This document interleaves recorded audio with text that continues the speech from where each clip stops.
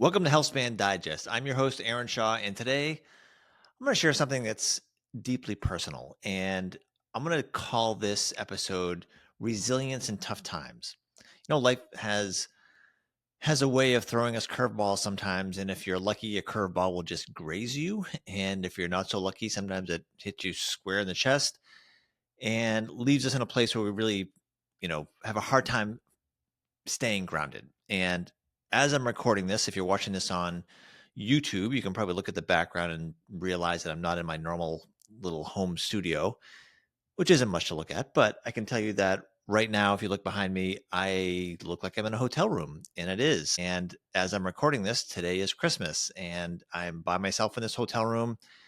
I'm almost 1,000 miles from home, and that may kind of paint a picture of why I'm doing this podcast right now. I did know that I was probably going to be gone from home for a week or so or more, and that's why I literally as I was packing up for this emergency trip, this resilience in tough times trip, I brought my microphone and camera that I attached to my laptop, thinking that there may be a podcast episode that I'm going to get out of this. The scenario is this.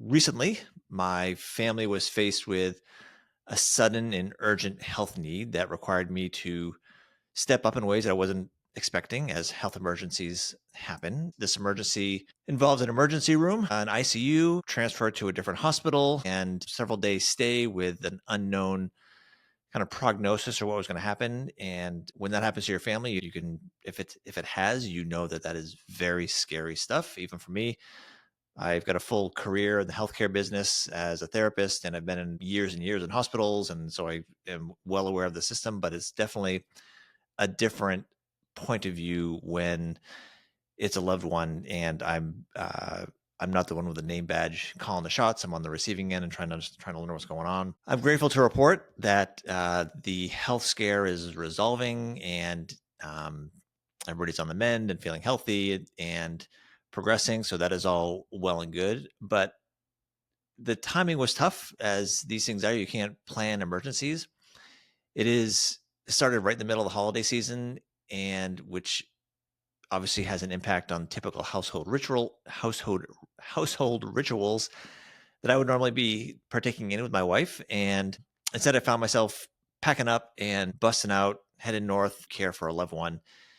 And the decision to do that was an easy one, and one that I would do again in a second. And uh, I have no regrets for doing it. And I think that's part of life. And if that hasn't happened to you, or if that situation hasn't happened to you or something like that, then you're a lucky one. But I would also say sooner or later, it happens to all of us. And that's what I want to talk about in this episode. I really want to share some things that I've learned and what's been reinforced, and what may help give you tools in a toolbox to help you if and when the situation happens to you, because it's not an easy experience, no matter how prepared, if you can kind of prepare yourself be mindful of the emergencies, and you get ready for them, that's great. But an emergency is an emergency nonetheless. And you have to drop everything and you get ready to roll. And next thing you know, you're in the whirlwind of whatever the situation is.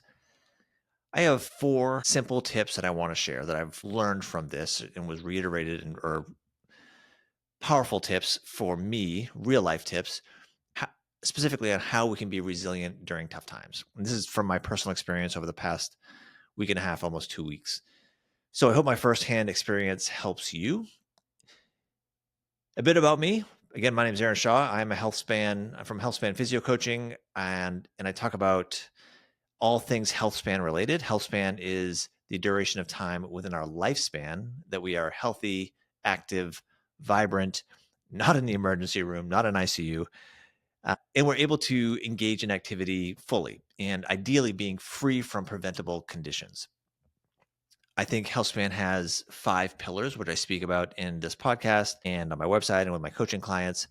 These are exercise, nutrition, sleep, emotional well-being, and preventative care. I think these 5 pillars, when addressed thoughtfully, create the true structure of our health span, of our resilience and durability. And my background, I'm an occupational therapist, I'm a strength and conditioning specialist, and full-time Healthspan coach. So this is what I love talking about. I love sharing what I've learned in my almost 30-year career in the business. My typical clients are middle age at least and have aches and pains and have probably found themselves in the hospital at times as well, as we all, or many of us have, and are dealing with the challenges of stress and, dare I say, growing older and having a whole bunch of demands, and our bodies change. And I help them navigate that process to be as strong and healthy and resilient and fit and have healthy habits as possible. But let's talk about this disruption in the status quo of my life. And I'll take you into my world here for a minute. It's this last minute phone call. It's a phone call that none of us want to get. It's an emergency situation. It is a quick flight. It's a rental car. It's a little bit of driving. Nearly 2 weeks in what is now the third hotel. And part of the stay was staying on a sofa couch, which for several nights, which I think all sofa couches are a little bit of a challenge to sleep on. The one that I was sleeping on had probably seen better days. So the routines flipped around. Comforts at home were gone. My routine of going to the gym and my own bed and routine with my wife and our puppies and all of that's kind of upside down. Normal routine, normal habits of nutrition and et cetera, et cetera. So no, it wasn't easy. It's been stressful. I've been worried and sleep has been a little bit elusive and making healthy choices certainly wasn't convenient. But here's the thing. My ability to care for my family is absolutely critical right now. And it hinged on me taking care of myself first. And I think this kind of is broken up into two parts. One is I have to be healthy enough at the ready to provide help. And then when it's code red and it's all hands on deck, I definitely have to be able to still care for myself so I can care for the people that depend on me. And that's what I want to talk about today, how we can navigate these storms while staying anchored to our healthy habits. I always think that we have two options. One, when there's crisis, we have one option, which is kind of throw in the towel and tell myself, oh, it's okay. I'm going to slack off on any sort of self-care. I'll eat whatever I want to eat and, have a few drinks because that's the best way I can kind of cope with things.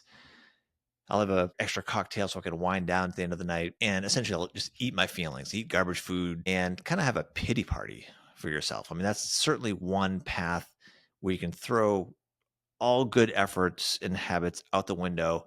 And it's almost like giving yourself a hall pass to be a little bit pitiful. That's option one. Option two is to double down on making choices that will make you better able to care for your family. And as you can probably guess as I wind this up, and for those of you that listen to this, or certainly those of you that know me, I am a little bit defiant by nature. And thankfully, I really work hard to make sure my ingrained defiance is wired towards good. I'm trying to make this a good superpower as opposed to a self-destructive one. So being defiant, I really look at this. I took this as a challenge, and I know that there are tools in my toolbox, and it is going to be so hard to continue to utilize those tools well during this crisis phase. But I was really took it as being in a lab myself, trying to figure out like how do I apply these things that I talk about all the time in this real world situation, in a crisis situation. So there are four things that I leaned into, and these four things are worth thinking about and putting in your toolbox, your emergency toolkit. This is what worked for me. First thing was journaling for stress management, and this is the emotional well-being pillar. I really had to bring my A game, my emotional A game in this situation. A lot of stress, a lot of worry. And if I came in a total wreck, I was going to put gasoline on a fire that really would have made a situation worse. So I journal most days and I doubled down on my journaling while over the past week and a half or so.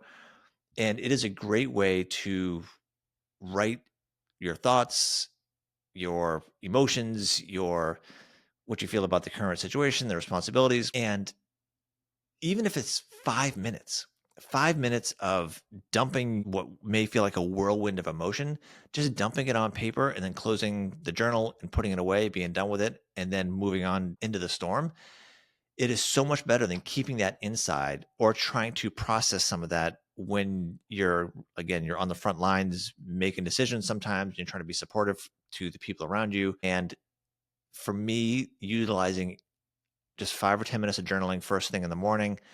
I also kind of double check on it in the evenings just to see if I did my to-dos, if you will, and to get things off of my chest was super powerful. And it's easy. I've talked about journaling. I think I've done another episode specifically on journaling or as part of like stress management. And there was certainly a time in my life that if somebody talked about journaling, I'm like dear diary, that sounds pretty lame, frankly.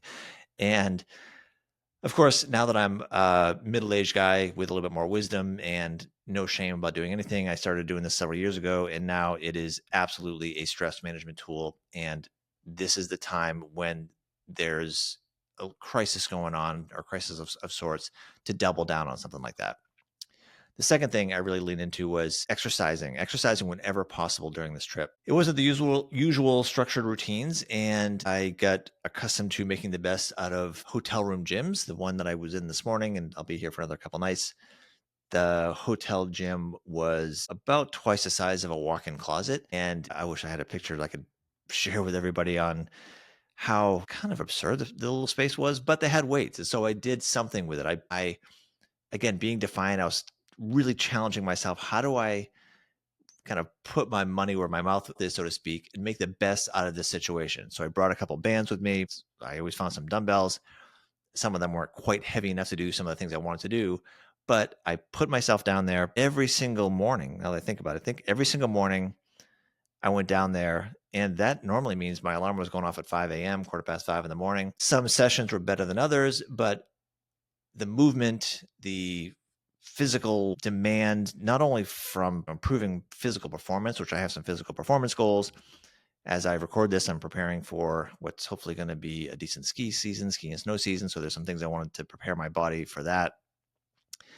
But there's great stress relief, great from a not figuratively, but literally like a chemically exercise can help you resolve some stress, help decrease your stress. So if there's anything I needed during this time, in addition to using journaling to help keep my mind right, my emotions on point, exercising also contributed to having me be the capacity to be physically present with my family when needed. So exercising several days a week is what I do. Well, pretty much most every day during the week, I do something. And what I, again, to kind of just speak a little bit to being a little bit defiant, there were times when I'm working out in the gym and I'm short on time, certainly short on some energy. I would just pick two exercises and hit them as hard as I could for 30 minutes or so and be a little bit sore. And that was a little bit of intention. I wanted to see, kind of really work out with a certain weight, doing a certain exercise, so many repetitions that I really felt my muscles. I wanted to have, if there was going to be discomfort, I wanted it to be self-inflicted and self-controlled discomfort. There was enough discomfort going on around me in the situation that I would rather be in control of some of that and do it for good. So exercise was certainly has been part of, and continues to be part of helping me get through the situation. The third thing I leaned into was food choices. So now we're talking the nutrition pillar, and food is hard. And I mean, it's hard when you're in the comfort of your own home and you know your surroundings. When you're on the road and you're grabbing and going, it is hard to find true nutritious food to help fuel my body during the situation. But I focused on what I could control. And that meant hitting the local store in between running back and forth to hospitals and whatnot, and picking up some things that I could kind of grab and go. And thankfully these days, pretty much any grocery store has these prepackaged salads with either, some sort of protein source on it, but finding a few things that I knew was unusual because it was like, again, a packaged salad. And I enjoy salads, but I wouldn't say that I go out of my way to eat a big salad every single day. But if it was either that would fuel my body, or resigning myself and saying, "Oh, forget it, I'm just going to hit a drive-through or have some fries or something like that." I knew that in order to be there for my family, I had to have the best fuel that I could possibly have. And that meant, when possible, when given an opportunity of 2 or 3 different options, to pick wisely. And sometimes that means not having your ideal food. Sometimes it means not having the quantity of the food that you want, of your special food that you want, but making the best out of it more often than not will put you in the right direction. Worked that way for me. The fourth thing, which I struggled with, was sleep. So it's the sleep pillar is so important because so many physiological changes happen as we sleep. And it is certainly related to your stress level, your mental capacity, your cognitive capacity, your emotional capacity, and physical recovery happens. All these things happen when we sleep. So the best athletes of the world are professional sleepers as well.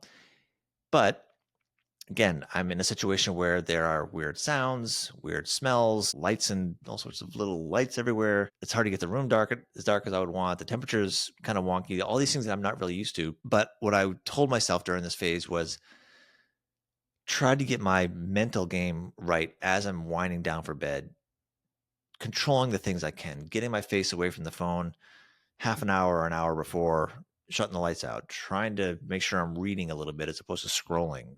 And really, my mental game was telling myself this phrase, and I forget where I heard it from exactly, but I kept telling myself the situation, in reference to the situation, it just is. The situation is, it just is what it is. And there were some things out of my control. Obviously, it's hard enough to control my own health, much less the health of other people. And when people are ill or injured, there are so many things that are stressful that are out of my control. So I could either go crazy, I could either panic and spin myself up and impair my sleep even more. I could punish myself with some bad nutrition. I could punish myself with alcohol.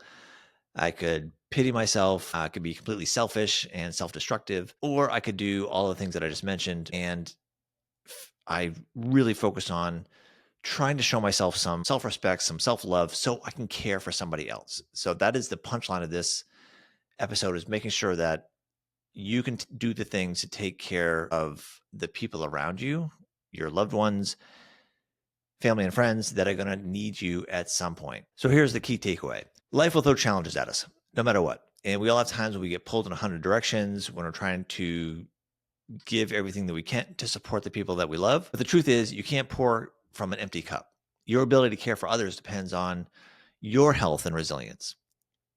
So when life gets tough, don't abandon your habits. You need to adapt them and recognize that even little efforts, even little things can be meaningful, and prioritizing your health isn't selfish. And I would say it's quite the opposite. If you deprioritize your health, you can't show up fully for other people. So if you think that, I'm going to put my health and my habits and my good decision making on the back burner so I can be there for somebody else, you're kidding yourself. If you're lowering your capacity, how are you supposed to help lift somebody up? You have to take care of yourself first and foremost. This is the whole, if the plane's going down, put your put your oxygen mask on before your neighbors, right? So you take care of yourself first. But let me get this down to 4 practical tips.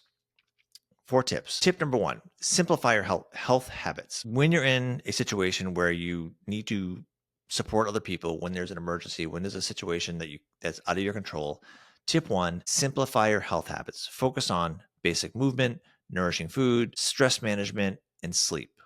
It doesn't have to be perfect, but just do the best you can to be consistent. Tip number 2, use your environment to your advantage. I talked about how trying to make the best out of these little tiny hotel room gyms or exercise rooms. I hope they don't call them a gym, but you can find creative ways to move around, bring some exercise bands with you. I've burned my quads out doing air squats with bands around my knees in this room with no equipment at all. You don't need a bunch of stuff. You just have to be a little creative, and it's a great way to break a sweat. It helps your stress overall, and you can at least feel accomplished and you've done a little something for yourself. Tip number 3, find a moment to reflect. This is where, for me, it's journaling. For you, it may be meditation or some other way that you can really take a moment just to reflect on yourself, on the situation, the bigger picture of things, the bigger picture of life, perhaps. Deep breathing. Take 3 minutes and just focus on slow, deep breaths, I promise it will lower your stress level. It's simple, but find a moment to reflect. And tip number 4 is cut yourself a little bit of slack. These things are, again, life throws us these crazy curveballs. Even rough times are typically temporary. So having an imperfect plan is better than no plan.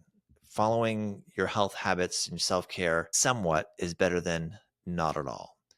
And all that brings us to the one thing you can do today to prepare yourself for stressful situations that involve you helping other people.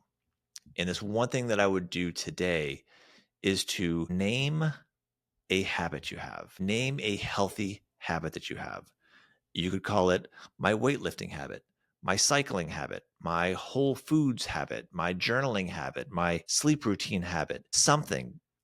Give it a name so that you can really feel that you own something, a healthy habit that you have perhaps worked on and tinkered with that really works for you. Just name one of them and tell yourself that habit is who you are, what makes you strong, and what makes you available to not only care for yourself but to care for the people that love you and the people that depend on you when times are tough. You have to have strong, clearly defined habits that are just so ingrained in who you are that will help give you the resilience to help other people. Because if you can't take care of your own physical and emotional health, can you really serve other people? Can you really be there for somebody else? If you're a total wreck, if you're a total mess, what use are you to me if you can't take care of yourself? So please, this is my plea for really with anybody that's willing to hear me talk about Healthspan and health and fitness and things. Take care of yourself for your own health, for your own lifespan, for your own health span.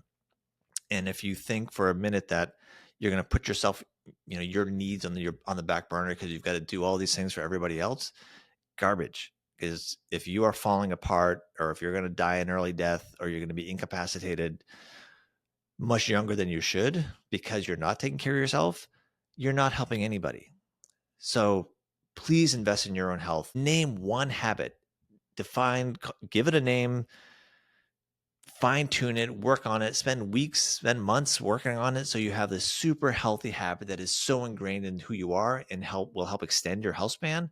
Then when shit hits a fan, and it will, you're ready to roll. I appreciate you listening to this episode. It's atypical for what I typically talk about, and it's also atypical that I'm sitting here in a hotel room doing this episode. But if it resonated with you, and if you know anybody that might need a little extra encouragement when times are tough right now, if they're going through a tough time, please share this with them. I'm just like everybody else. I happen to talk a lot about health and stress and sleep and all these things.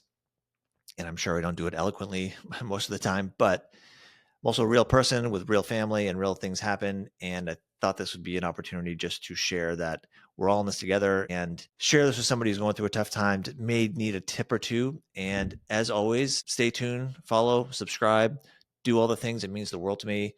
If you have any interesting tips on how to deal with your own situations like this, please share them. Let me know. Share them with if you're watching this on YouTube, you can leave a comment. If you have your own personal stories, strategies, anything to maximize your health span and resilience for yourself and for those around you, please share. And until next time, take care of yourself. And by doing so, you'll be better equipped to take care of others around you. Cheers.